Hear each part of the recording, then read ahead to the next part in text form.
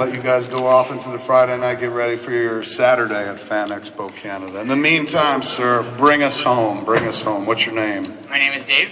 How are you, Dave? Doing great, thanks. I'd like to start by saying I've been a huge admirer of yours ever since I was working my first retail job at a convenience store called Shortstop. And I rented a copy of Clerks after my shift. I instantly felt a surreal connection between you because my name is David Hayes and the character is Dante Hicks. So you got the DH thing going there. Yeah. You felt like you were being, like I was when I thought I was being watched after I jerked off. Exactly the same. Over the next several years, I ended up working at 4 other convenience stores and spent a little over a year at a local A&W just in time for the release of Clerks 2. So before I ask my question, I'd like to make a request. Please get out of my head and stop co-opting my life into your movies. It freaks me the fuck out. My question involves one of our favorite Canadians out there, one Miss Alanis Morissette. More specifically, the opening track to her 1998 album, supposed former infatuation junkie, called The Front Row. Ooh, that guy knows it. Being such a big fan of you both, it didn't take me long to recognize there are some references in the song that seem to point directly to you. Spending a great deal of time, I was also fairly certain she would have been on the set of Dogma about, right when she was writing the album, because it was like 6 months before in like 1998, and therefore spending a great deal of time with you. That to me seemed to cement the fact that you were indeed the inspiration for the song. Here are some examples of the lyrics in question. Come on! As though I were kissed by a god, Dogma reference.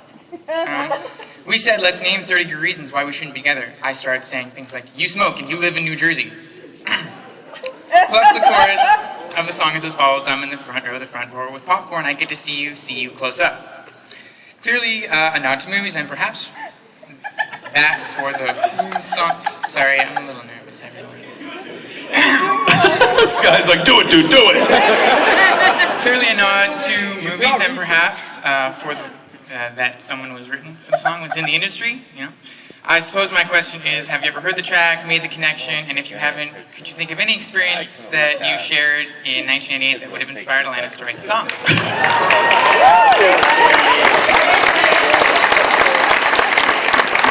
That is a question. I have been waiting for you for fucking 12 years.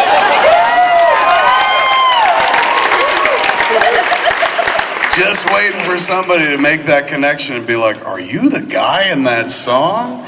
Yes. I literally, now that song is about a bunch of people, but those verses that you referenced, that definitely has to do with me. And I remember the evening that we had that conversation. Her and I were on the phone. It was before I started even dating my wife. And so I haven't even met Jennifer yet. I haven't been interviewed by her. About a year. It would come in a few months. But this was before I had to sit down with USA Today. I had Jagged Little Pill came out. It was fucking massive and shit. The song, Isn't It Ironic, like naturally when that came out, everyone was just like, did you hear there's a song on this chick's album, Isn't It Ironic? And I was like, right on. They're like, that's what Randall says in Clerks. And I was like, it's a fucking coincidence, I assure you. When I met Alanis Morissette, she's like, it's no coincidence. She's like, I was a huge fan of Clerks, man. I love Clerks. We watch it on the bus all the time when we tour and stuff. She'd watch Mallrats as well. I said, hey man, well you might like this new flick I'm working on. It's called Chasing Amy, and I had a cut together, and she watched that as well. So it was, let me see, it was the tail end of my relationship with Joey Adams. We were just kind of falling on. She's super hot. What's that? She's super hot. Way to go. Way to go. Oh, on that one? Thank you. Well, for a fat guy, I was shooting high. So it was the tail end of that relationship. She had decided that she didn't want to fuck Silent Bob anymore. She was moving on to Vince Vaughn. They wound up dating for a while. So I was kind of, I was single at this point and whatnot. And my agent, Phil Raskin, had called me up and he was just like, do you know who Alanis Morissette is? And I was like, well, I mean, I know that album. That album's awesome. And me and Scott would play it all the time in the car, and we would love to sing about the would he go down on you in a theater? She go down on you in a theater part. Whenever that part came, we'd sing it real fucking loud, man. Because nobody sang about blowjobs before. You know, they did through code and shit, but she literally said, would she go down on you in a theater? And this is in 1995, and we're like, that's so hot. So he was like, do you know who she is? I said, yeah. He's going, her manager called and she would like to meet with you and stuff. And I was like, holy shit, all right, man. So we met, and that was where she told me about the line Isn't It Ironic and stuff. And so we became friends, and we would chit chat on the phone or go out every once in a while. And very similar sensibility. I'm a big Canada-phile as well, so I could sit there and make fucking Ottawa jokes, and she'd be like, "Oh my God, you know Ottawa jokes?" And I'm like, "Oh yes, Nadine, I know many jokes." That's her middle name and shit.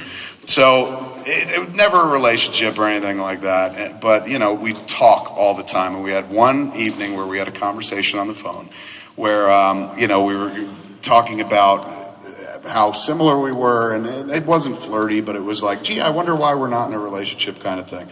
And so I said, well, let's list all the reasons that we probably couldn't be together. The first thing she said was, you smoke.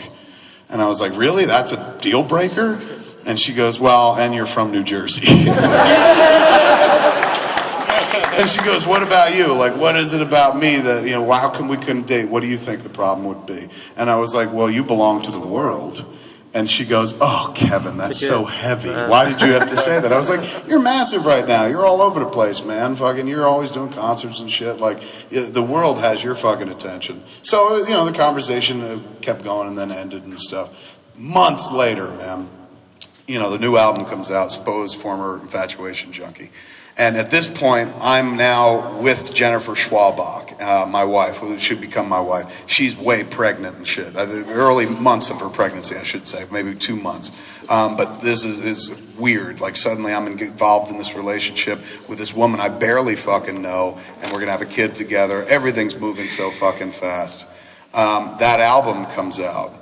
And, I bought it on CD, popped it in my car, and we were driving together. And it's Front Row is the very first song on the album.